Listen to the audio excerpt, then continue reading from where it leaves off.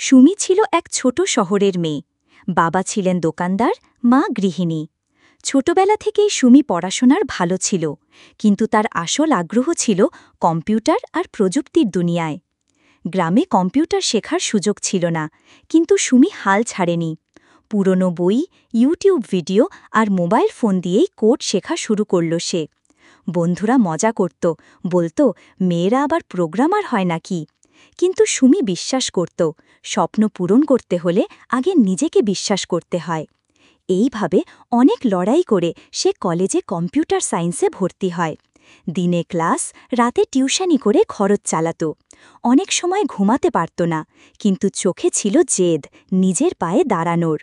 একটা সময় এলো, সে এক আন্তর্জাতিক অনলাইন প্রতিযোগিতায় অংশ নিয়ে জিতে গেল।